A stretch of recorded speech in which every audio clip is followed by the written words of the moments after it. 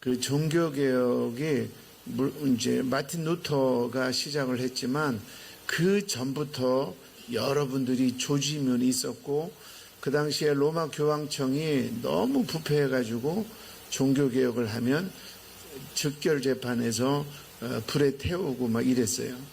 근데 이제 마틴 루터가 종교개혁을 일으킴으로 우리 장로교 창시자인 깔뱅 또 쯔뱅글리 이런 다음 종교개혁자들이 많이 와서 오늘날 우리 교회가 형성이 된 거예요. 마틴 루터가 왜 종교개혁을 했을까요? 그 개인적인 이유와 또 16세기 로마 교황청의 부패 두 가지가 있는데, 이 마틴 루터는 광부의 아들로 평범하게 자랐어요. 근데 이제 평범하게 학교도 다니고 뭐 이렇게 20대까지 무난히 살았는데, 어느 날 마틴 루터가 겁이 많았다 그래요.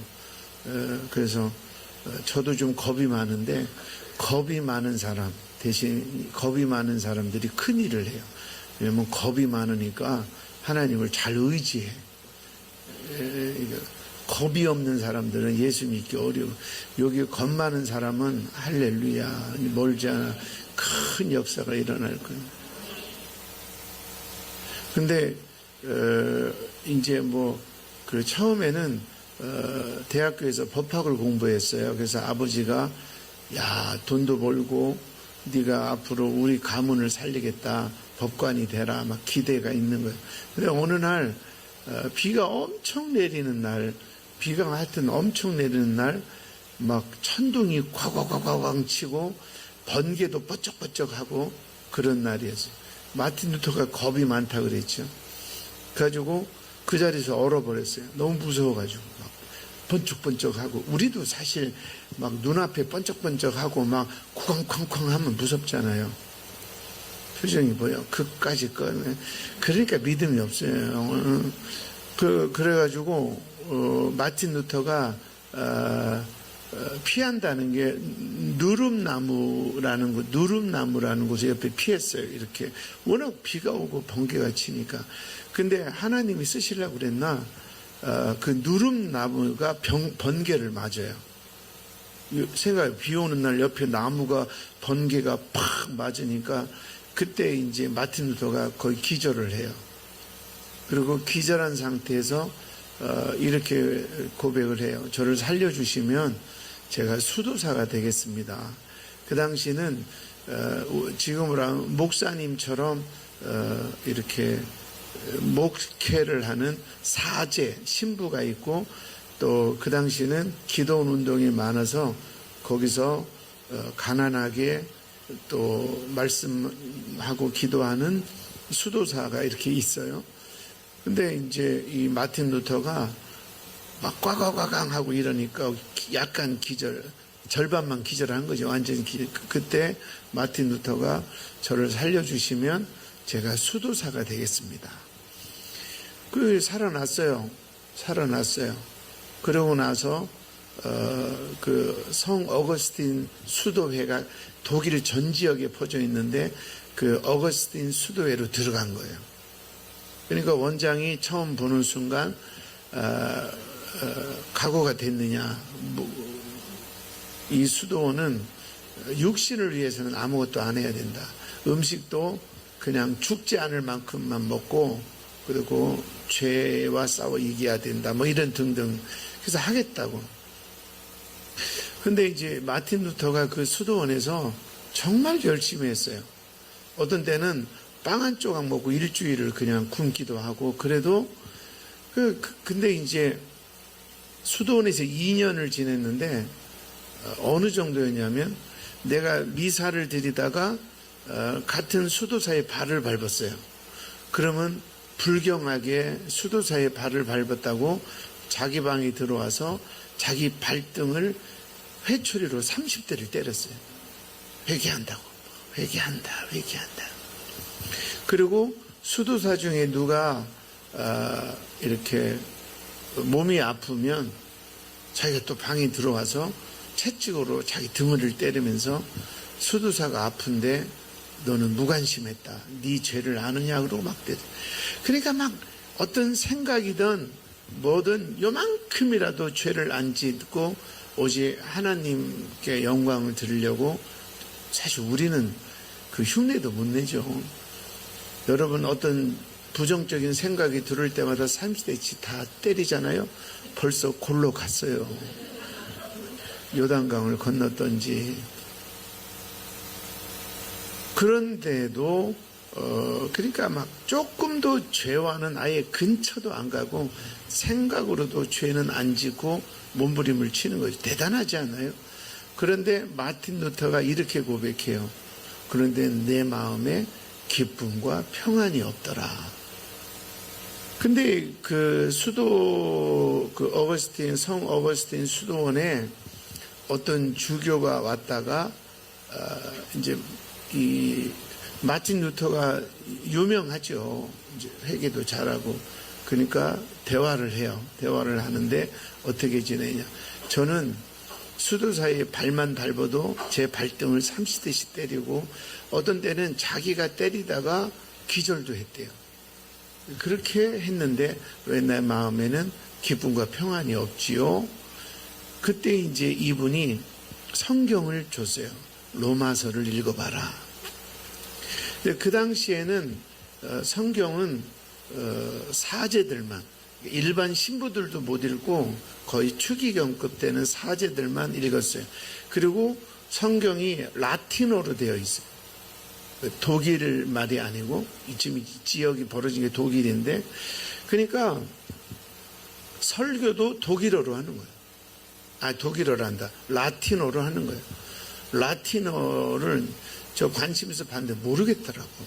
익투수, 낑투수, 깡투수 이러는데 무슨 말인지 하나도 모르겠더라고. 그러니까 백성들은, 성도들은 교회에 왔는데 무슨 말하는지 하나도 안 들리는 거예요. 그래서 이거를 커버하기 위해서 천주교는 예전을 발전시킨 거예요. 교회에 오면 찬양을 하면 울리게 만들고 이렇게 신비감을 조성하고, 왜 말씀이 없으니까.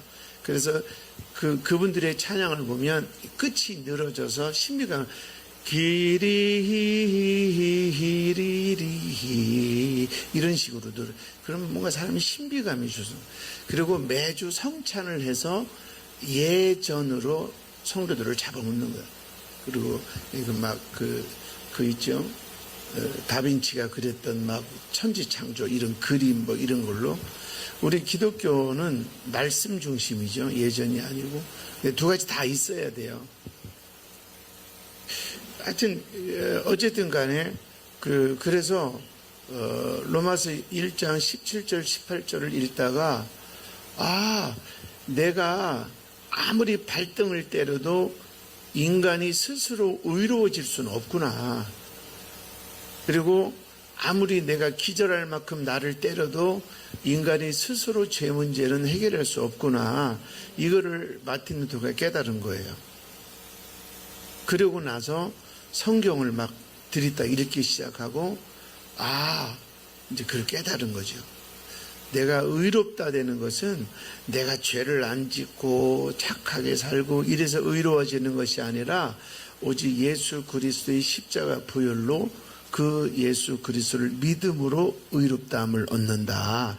그래서 로마서 1장 17절에도 의인은 믿음으로 말미암아 살리라. 그게 나온 거예요. 아멘. 그래서 이제 나중에 마틴 루터가 그분이 이렇게 보니까 신실하고 머리도 있고 하니까 다시 대학을 보내요. 처음에 법학하던 그 대학에 가서 이번에는 신학을 해요. 그 신학을 하는데 아무나 볼 수 없는 이 라틴어로 된 성경을 라틴어를 공부해서 성경을 보는데, 성경을 얼마나 많이 봤냐면 밥도 안 먹고 성경만 보다가 죽을 고비를 몇 번 넘겨요. 너무 성경이 심취되니까 우리는 성경보다 죽어봤으면 좋겠다. 그러다가 이제 지금 시간이 없으니까 여러 가지 과정에서 이제 서품, 우리가 목사 안수식을 신부들은 서품이라고 하죠. 서품을 받고 사제가 돼요. 그리고 첫 번째 설교가 시편이었는데 그 시편을 읽는 순간에 성령이 꽉 사로잡히는 신비한 체험을 해요. 그리고 그때부터 이제 그가 깨닫기 시작해요.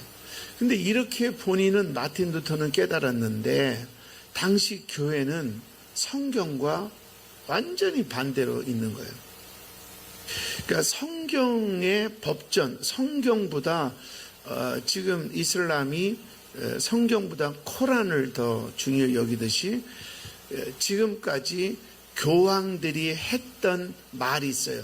뭐 예배는 이렇게 드려라. 그리고 뭐 또 미사 때는 뭘 해라. 그게 쉽게 말하면 교황들 어록이라고 할까요? 그러니까 천주교는 그게 더 중요한 거예요. 성경이 이렇게 써 있어도 몇 대 교황이 이렇게 말했다. 이게 더 중요한 거예요. 근데 이제 마틴 루터가 이거를 이제 깨달았을 때 눈을 딱 떠서 교회를 보니까 그 당시에 말도 못하는 거예요. 그 당시 교황이 그 레오 10세라는 교황인데 이 교황은 교황이 되자마자 꿈이 있었어요. 꿈은 아니고 야망. 내가 어떤 교황도 하지 못하는 어마어마한 성전을 짓겠다. 그게 성 베드로 성전이에요. 뭐 100년 가깝게 지었나요? 하여튼 내가 그걸 짓겠다. 그건 돈이 어마어마하게 많아야 되잖아요. 근데 이 사람은 사치를 많이 해서 교황청의 돈은 다 날아간 거예요. 그 알브레이트라는 주교가 이게 아주 잔머리 꼭 하나씩 있잖아요. 여기저기다가 어마어마한 돈을 끌어다가 그 레오 10세 교황에게 바쳐요. 그러면서 그 교황 밑에가 바로 추기경이잖아요. 우리도 옛날에 추기경 한 번 계셨죠.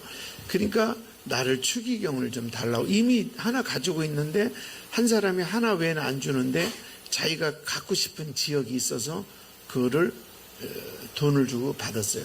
이게 뭐냐면 성직 매매라는 거예요. 돈으로 여러분 제가 목사인데 제가 신학교 나와서 공부하고 연구해서 목사가 돼야지 3억 주면서 목사 시켜줘. 그러니까 누가 와서 3억 받고 나를 목사시키면 그게 목사요? 잡사지. 근데 이때부터 이제 로마 교황청이 16세부터 돈을 받고 성직을 매매하는 거예요. 그 돈만 갖고는 베드로 성전을 완성할 수가 없어요. 그리고 또 알브레이트 주교는 교황에게 엄청난 많은 돈을 바쳤으니까 뭘 찾아야 돼요? 본전을 챙겨야 될 거 아니에요. 그래서 그때 희귀하게 만든 것이 면죄부 사건이에요. 그래서 그 교황청의 칙령으로 성경보다 권위 있는 게 교황의 칙령이라고 그랬죠. 그래서 누구든지 면죄부를 사고 면죄부를 사면 황금 동전을 줘요. 이거를 함에 넣고 땡그랑 할 때 너의 죄가 해결되고 지금 돌아가신 분이 천국도 아니고 지옥도 아니고 연옥에 있는데 돈을 넣으면 천국으로 조금씩 간다. 이런 말 같지 않은 것을 그러니까 수많은 사람들이 아니 우리 예수 그렇게 믿으면 나도 진짜 목사짓 안 하고 돈 벌러 가겠어요.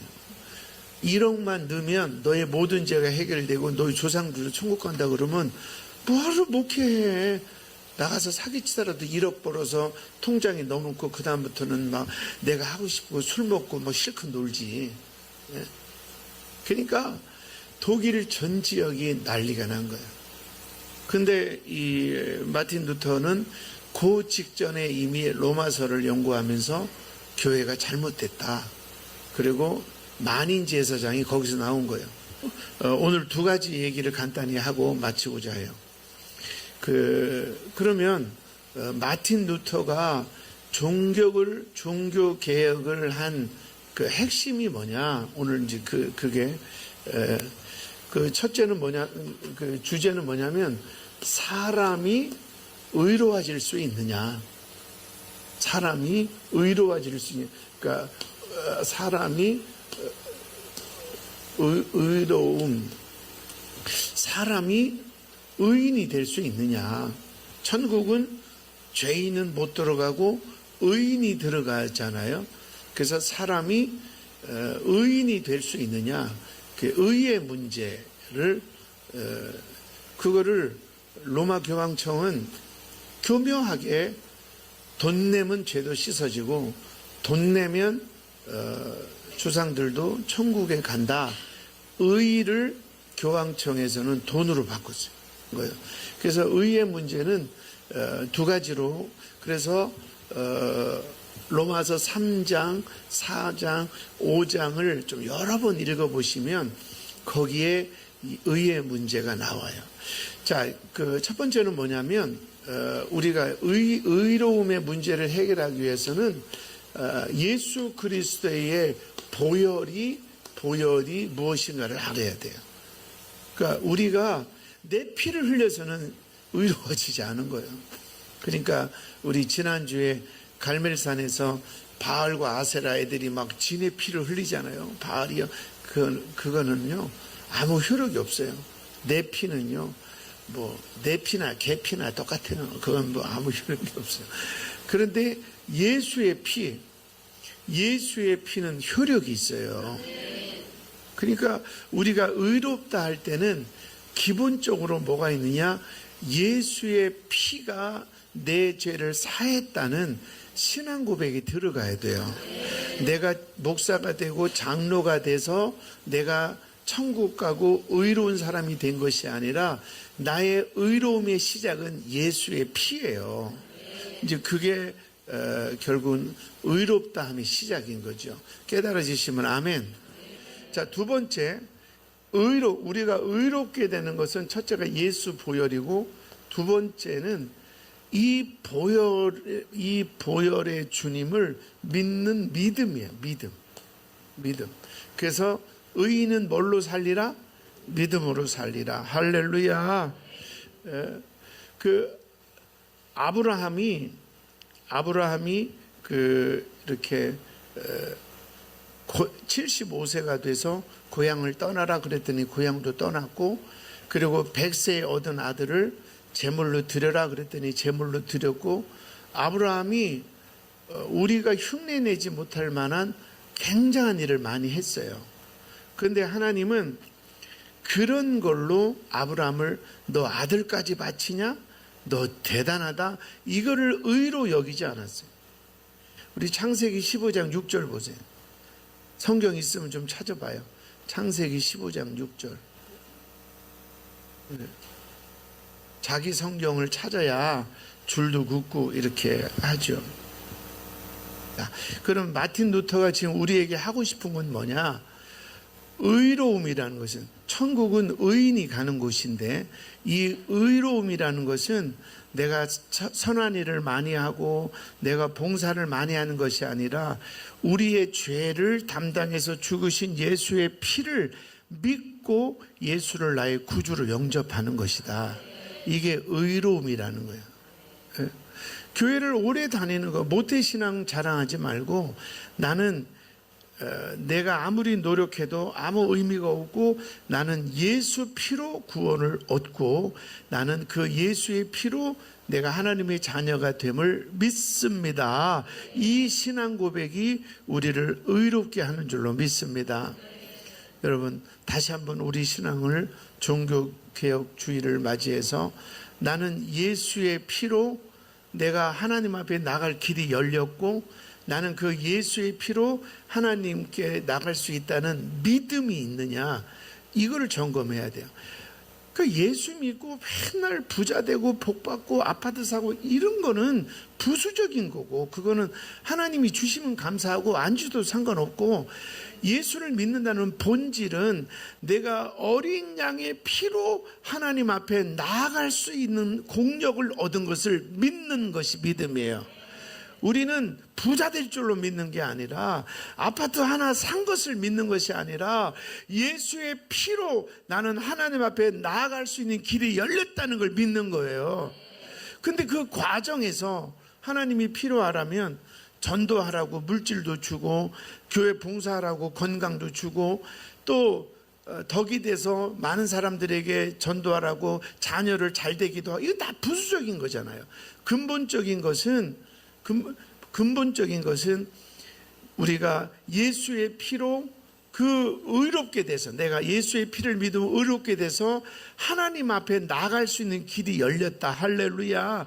행위가 아니라 믿음으로 열렸다. 면죄부 안사도 열렸다. 이게 16세기에 황제도 교황 앞에는 무릎을 꿇고, 왜? 황제도 교황이 세우니까. 그런 진짜로 성경보다 절대 권력을 가진 교황청을 대한 도전한 마틴 루터의 종교개혁 정신이라는 거예요. 우리도요, 한 번 더 부탁을 하는데, 신앙의 본질이 뭐냐? 예수 믿고 복 받는 게 아니고, 예수 믿고 성공하는 것이 아니고, 아무리 노력하고 아무리 몸부림쳐도 스스로 의로워질 수 없는 죄인이 예수 십자가 보혈을 믿음으로 의롭다함을 받고 하나님을 나의 아버지로 나가고 저 영원한 천국을 소유한다. 이게 종교개혁주의의 우리 마음속에 다시금 일깨워주는 성령의 은혜입니다. 그렇게 믿으면 아멘 합시다. 여러분 마음속에 부수적인 거, 그래서 마태복음 6장 33절에도 너희는 먼저 그의 나라와 의를 구하라. 그럼 이 모든 거, 이건 부수적인 거예요. 열심히 봉사했더니 하나님이 이뻐 보셨나, 아니면 필요한 게 있나, 갑자기 물질이 생기고 승진이 되고, 이건 다 우리 본질은 아닌 거예요. 이걸 본질로 여기면 안 돼요. 우리 애가 이번에 대학교 합격했어요. 그러면 하나님 살아계신 거고, 대학 떨어지면 하나님 죽은 거예요. 그건 본질이 아니에요. 그건 하나님이 주실 수도 있고 안 줄 수도 있어요. 그러나 우리가 대충 해서, 이런 거는 대충 해도 돼요. 돈이 있고 없고는 대충 해도 돼요. 그러나 대충 해서 안 되는 길은, 내가 의로워야 천국 가는데 의롭다함을 얻는 것은 예수 피를 믿는 것밖에 없다. 그래서 보혈과 믿음이 바로 우리의 구원의 길을 연다. 할렐루야. 그러니까 정말 하나님을 만난 사람은요, 예배가 달라지죠. 하나님과 거래하지 마세요. 정말 이거 나중에 여러분 신앙생활을 늘 거래하는 사람이 있어요. 하나님이 복 주면 제가 이거 할게요. 그 교회도 거래해요. 내 말 들어주면 교회 나가고 아니면 저 안 나가. 누가 감히 피조물인 인간이 교회를 대상으로 거래를 해요? 하나님을 대상으로 거래를 해요? 여러분 이거는 정말 교만의 극치고 하나님이 두려워요. 절대로 신앙은 거래하는 게 아니에요. 본질은요, 타협이 없어요. 예수 피를 믿으면 구원을 얻는 거고 그 외에는 없어요. 깨달으면 아멘 합시다. 근데 그 속에 예수 피가 없고 구원이 없으니까 자꾸 하나님하고도 딜을 하려고 그래요. 이번에 응답하시면 제가 열심히 할게요. 또 남편이 이번에 승진하면 잘 나갈게요. 또 교회에서 나한테 이렇게 해주면 잘해볼게요. 이건 정말 교만이고 하나님이 두려운 거예요. 어떻게 하나님 앞에 우리가 거래를 해요? 인간은 그럴 자격이 없어요. 여러분 정말 교만하지 않기를 축원합니다. 예수 십자가로 구원은 얻었지만 그게 쉬운 게 아니라 예수가 십자가에 찢어서 얻은 길이에요. 그런데 예수만 믿으면 천국 간대. 그러니까 툭하면 거래하는 거예요. 그러면 저 이렇게 신앙생활 할 테니까 저 이렇게 해주세요. 이거는 정말 교만이에요. 깨달으면 아멘 합시다. 우리 겸손하게 하나님께 영광 돌리는 저와 여러분 되시기를 축원합니다.